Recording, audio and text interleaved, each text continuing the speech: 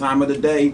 It's, well, 9:34 a.m. We're supposed to kick off by 9:30, but it's all good. I do believe, the catalyst will forgive me. You're welcome to the studio, Lanre. Well, we've got two phenomenal, incredible ladies in the house this morning. I've got Dupe Wigwe. Dupe is, she's a phenomenal trauma coach. And she focuses on helping women be all that they were created to be. And I've got Renee Petzer. Renee is an international coach. She is an executive and leadership coach. Good morning, ladies. How are you today? Very good, Lanre. Morning. And I hear that you guys are members of a new group, a new organization. Do you want to tell us about that? The ICF is, it's just amazing how the group of people involved here pulled themselves together, put energy in to forming and becoming part of the International Coaching Federation. Okay, so what is the International Coaching Federation, and what are they all about, and why Nigeria? The International Coaching Federation is a governance body, 28,000 members worldwide, chapters almost everywhere, and we're very lean in Africa. And we have one other chapter on the continent in South Africa. And with the amount of absolutely awesome coaches in this country, it was just ready and right to form a body. Wow. And Renee, I understand you've been, involved with setting up like 3 chapters, and you've been involved with us, and what's been that experience like? Watching the Nigeria chapter form has just been, I feel so privileged. It has been done with passion, with energy, with speed, with focus. Other chapters that I've been involved with have taken a year to get where we have got in a couple of months. Wow. And that speaks to the people involved and the passion that they feel for their profession, the passion they feel for the people that they're doing it for. Wow. So what is your role in the ICF, and what are you planning in the near future in terms of that role on the ICF? So I'm sharing a portfolio on education, and that has two sides. One is to provide members of the local chapter with a means to gain insights, a means to learn, to gain knowledge. We have something called CEUs, Continuing Education Units, that as a certified coach you need to do. You need to keep yourself up to date.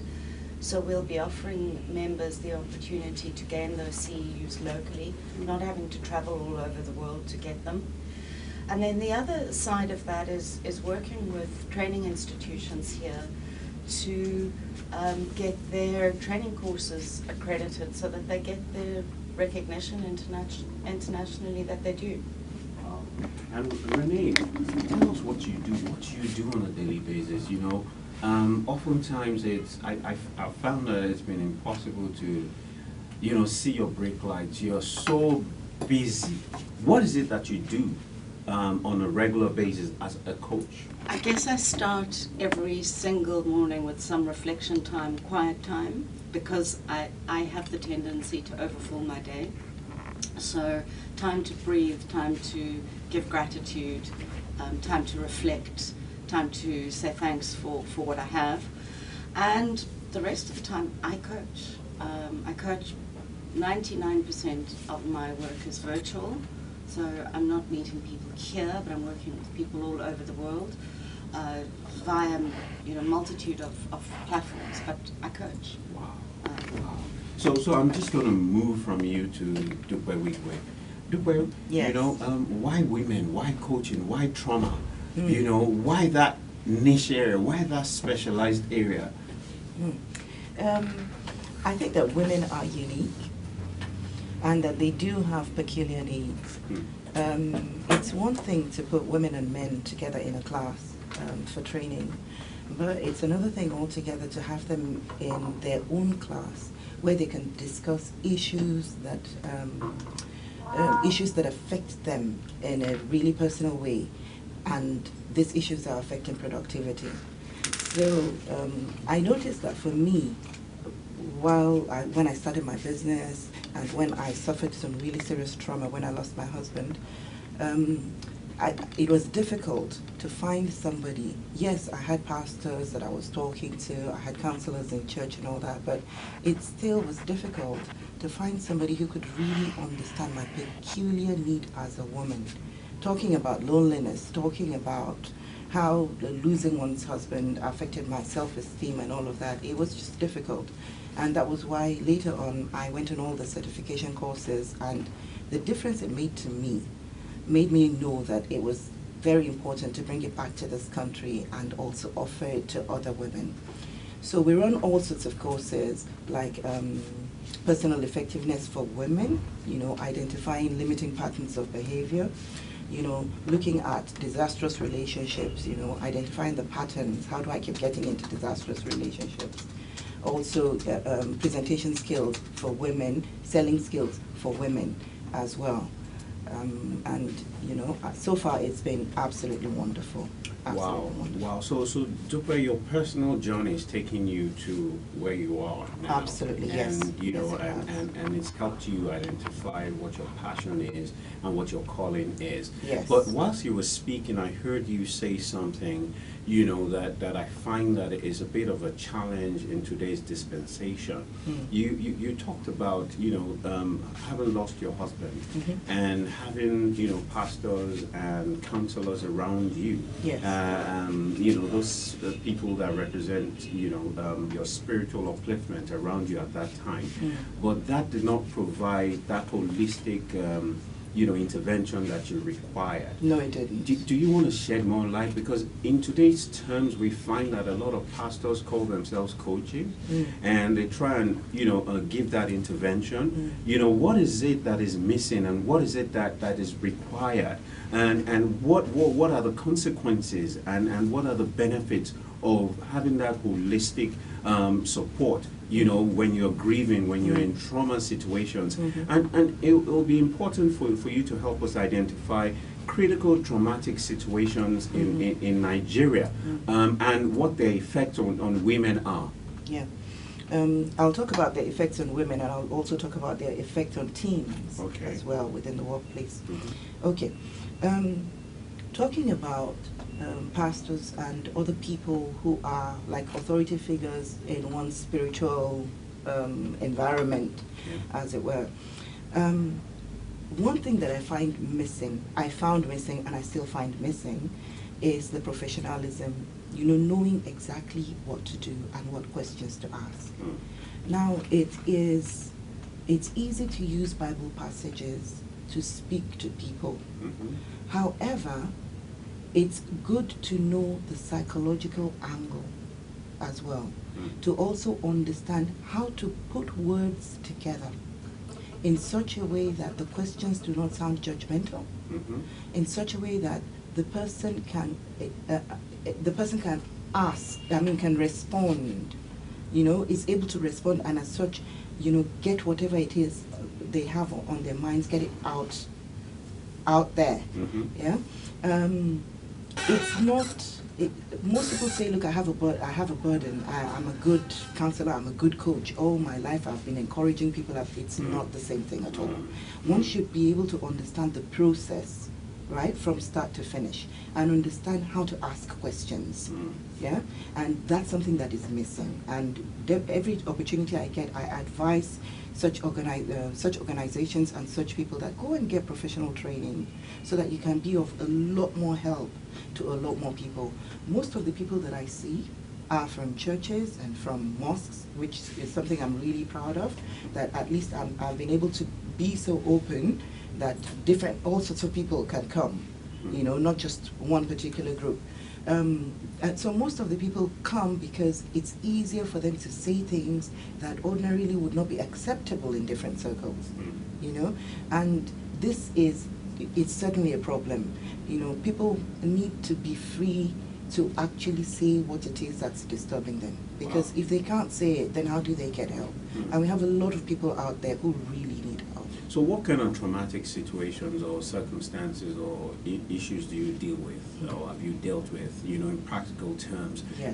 So that people that are listening out there know exactly what we're talking about when we're talking about you being a trauma coach. Bereavement, rape, incest,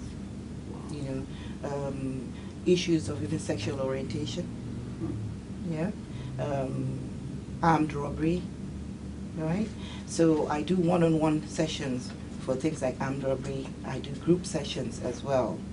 Yeah, if it happens, say, in maybe a branch of of a bank, for example, or any other institution, right? We do group sessions for them as well. So, but a lot of Nigerians don't think that these things are necessary. I mean, the other day, in Lekki, the FCME branch, there was an armed robbery attack, and the armed robbers took over the streets for about 30 minutes, and they were shooting seriously. A lot of people left their cars, left their keys, left their cars running, and ran.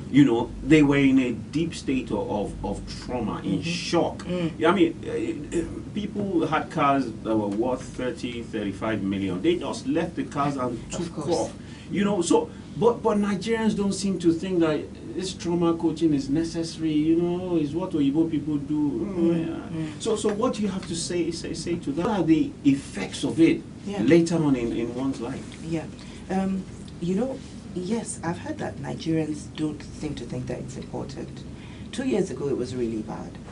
I would say that now it's getting a bit better. Okay. We have a lot more people who are reaching out for help. And a lot of them don't know where to go. Because if they know where to go, more people will come. So I think it's getting better. We also have institutions who are actually inviting us in and saying, look, come and work with our people. Of course, there's still a lot more to be done, but I'm saying, thank God we've even, there's been some progress. Yeah? Now, when you have that kind of situation, for teams, for example, it will definitely affect productivity. You will find issues like exaggerated startle responses. Any noise after that time will scare you. It just immediately takes you back to that situation. That thing has happened and it's over. However, any noise just takes you right back there automatically. And that person becomes just a bundle of nerves. Yeah? And then sleep patterns also get altered. They change. People can't sleep. People suddenly find themselves unable to remember things easily. Yeah? And then generally, with some of the groups I've worked with, right, an inability to plan for the future.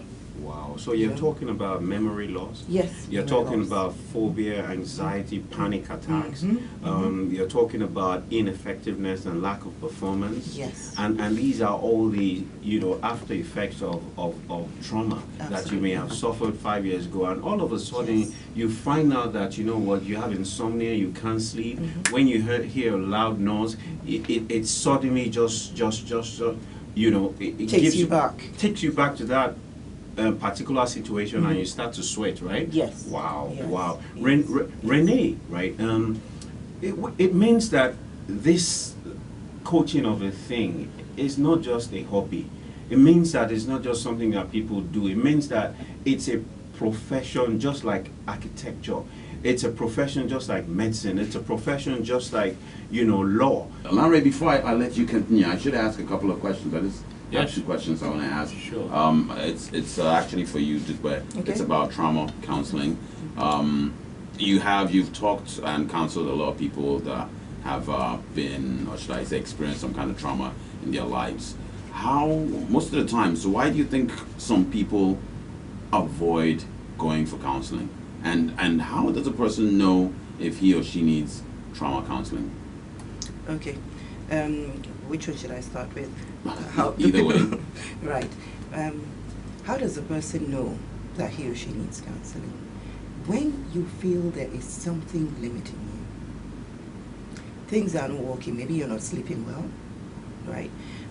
Maybe you're very irritable around other people. Maybe you even have tantrums, this outbursts of tantrum that when it's over, the dust settles, you're asking yourself, why did I do that? What's that about? Maybe you have problems in relationships relating to your significant other, yeah? And probably it's just that deep feeling that I can do better than this. What's keeping me? What's holding me? Why am I not doing better than, where I'm at right now? Then you should look for help, And you refer to me as a trauma counselor. Yes, I'm both a counselor. I'm a certified counselor, but I'm a coach as well. Okay. That means, from what you just said right now, it looks like 90% of Nigeria needs counseling. A lot of us do. A lot of us, because I have a coach too. Hello? So, Hello? Oh, we've got a call on the line. Hello? This is Be All You Can Be with a Catalyst. I've got Dupe Wigwe. I've got Renee, who's a top executive and leadership international coach. Who's calling and where are you calling from? My name is Victor. I'm calling from Jibon. Okay, Victor, what's your contribution? Have you got any questions for any of our international coaches here? Yeah, I've been following the programs. I really appreciate what Peter was saying all through, and her colleague. It was very, very nice. I give her kudos for that, and I pray that God will strengthen her. Amen. In everything that she's doing. I grew up in Jos. The crisis in Jos started in 2001. Mm-hmm. And believe me, I experienced this crisis from 2001, and then the one for 2007, 2008, and then 2010. It really affects me psychologically.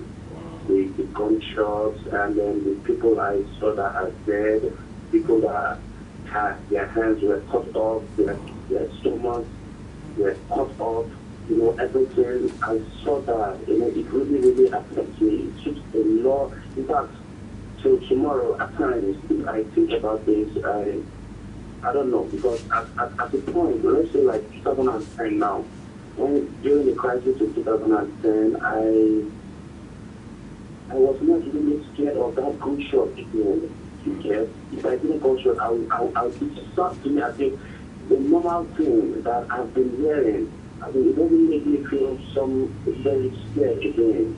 You understand? When I see a dead person, I don't feel, that kind of scare that I used to. So I don't know, is it something that is there anything that is wrong with me now that people can tell me, or is there, I don't know. You understand what I mean? I do. We hear you, and just stay on the line. Don't touch that dial. Dupe is going to respond to your questions in a moment. Thank you for calling, and just keep listening. Yes, Dupe, he says there's something wrong with him. Well, I'll have to ask him, does he feel as if there is something wrong with this? Mm-hmm. He's gone off the line, so, yes, I tend to get a sense. That he probably thinks, why don't I respond when I see issues that ordinarily are not humane, So I tend to get a sense that that could be that's probably a problem, right? Now, it's possible for one to become numb, right? When you see such things. And you even have such situations even in our hospitals. Doctors who don't know what, they can't, there's nothing else really that they can do. And numbness becomes a coping mechanism. You sort of try to dissociate yourself, as it were, from that situation. Yeah? What tends to happen a lot of times when we do that, though, is that we are not as compassionate, right, as we would usually be.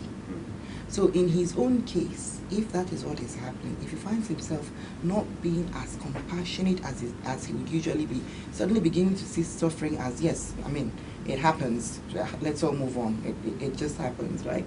Then, yeah, he needs to address it so that it's like he gets his humanity back, because I feel him, I understand he's definitely been through a lot. He's seen stuff that, really, one shouldn't see, especially in a nation where it's not like you're at war.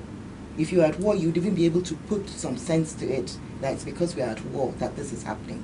but you leave that place and you see life going on as usual somewhere else, that creates even more of a conflict. Wow. So you're saying that in a situation, the trauma is driven him to develop a coping mechanism where he's Yes. become cold. Yes. He's not Yes. responding normally as a normal human being should respond. And, Yes. you know, Yes. and he's not feeling. Yes. He's not having emotions and empathy. Yes. And that in itself can affect his relationship with his children, his spouse, his relationship within his social environment, Yes, where of course. compassion, empathy, and love is required. Exactly. Kindness is required. Exactly. And if that is the situation, everything that he's going through, you know, people are saying that, why are you so cold? Why are you unresponsive? Then that in itself is, you know, an evidence that you need help. Now, I want us to move to Renee now, and I'd like Renee to tell us, you know, how do you become a coach? Who is a coach? And you know, what are the full benefits of working with a coach? You know, if you select a career path as a coach, training. It is not a career that you go to university for 3 years later. You can tick the box and I'm a coach. It is one that takes most of us, the three of us sitting in this room, years of practice. Yeah. You start off by really selecting a solid coaching school, one that's got the experience, that's got coaches that have got the experience, that really know what they're talking about. Look for an accredited school. Look for a school that's affiliated with organizations like the ICF. And coaching, for many of us, coaching started out as a personal journey where I started out by being coached. And I realized along the way that the effects that the coaching was having on me were so significant, and they were so, intervention in the bigger scheme of things was really quite small. And the personal growth was just immense. And I still learn every single day that I coach somebody else. And it's something that I'm really grateful for with this profession. So understand that your career as a coach is a journey. It starts with really, really solid training. Training that takes anything up to 3 or 4 or 5 years to complete. It takes a lot of practice. If you listen to Dupe, you'll also understand it takes a lot of passion. Most coaches feel a deep sense of compassion and empathy and passion in the profession. And I think that's what holds us, is we're able to, every step of the way, make tiny, unique changes and add value to other human lives. That is such a powerful process, and it's important, as Renee said, that it's not just what you do; it's something that you're trained to be. Yes. And it's a calling. It's not a job. It's something that you must be passionate about. It's something you must be naturally wired for. You know, it's not everybody that's wired to be a doctor. Some people, when they see blood, they faint. You know, so for me, for example, I cannot do medicine. If I see blood like this, my whole biological system just goes whack and upside down, and I will not be able to help that patient. But if you put me in a room with an individual, a team, or a group of people, to coach them, that's my natural element. And so, Renee, what are the full benefits of working with a coach, and who needs a coach? As I think, as people may have heard on this program over the last couple of weeks, coaches do, to some extent, specialize. Most of us have the same basic training, and people then branch off, like Dupe, into trauma. Some people work with leaders, some people work with teenagers. You know, people out there have been asking, am I supposed to choose a coach? What are the How do you benefits choose to a me? I think the one thing is where do you want to be? Be clear around where you want to go. And I can also, saying that 80% of the people I work with, we start, somebody says, Renee, I really want to become a better listener as a leader. And 6 months later, we are coaching on a completely different topic of it's like peeling the layers of an onion. But start with where do you want to be? And think of your coach as not somebody who tells you what to do, not a mentor who advises and guides you, but somebody who walks that road with you. who's there to support you, who opens you to see the world in a different way, to see possibilities, to see options that you never, ever thought were possible. If I look at the impact of coaching on my life, when I first got a coach, I was a IT manager in South Africa, fairly large company, but my career wasn't really going anywhere. And it was something that really bothered me because I didn't understand why. 4 years later, I was global head of business information for marketing for a FTSE 100 company.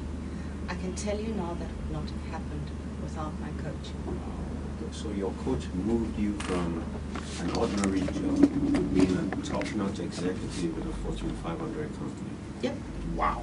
Okay, so you listeners have heard that. If you want to transition from just ordinary to extraordinary, if you want to just transition from just being an okay person to being a superhuman being, you need a coach. And Dupe, you know, I know that you worked with a particular bank that, you know, experienced armed robbery a while ago. Why do banks need, or organizations need, a trauma coach? You know, because I recall then that, you know, the armed robbery exercise, you know, they raped some people, they killed some people. One of the people they raped was a virgin, you know, and it was a traumatic situation. And the people in the bank could not function on, you know, the day after and the week after. So why does an organization that has experienced such traumatic events, why do they need a coach? Because if they want life to go back to normal again, they have to address the issue. You know, it's amazing when an organization thinks after such a traumatic event, people will just go back home, sleep, wake up and come back to work and function as usual. It just will not happen. Sometimes the effects of the trauma, right, will show up immediately. At times it won't show up for a while, but it will definitely show up. And it will affect productivity. So Renee, thank you very much. Dupe, thank you very much. It's been a blast. It's been a blast.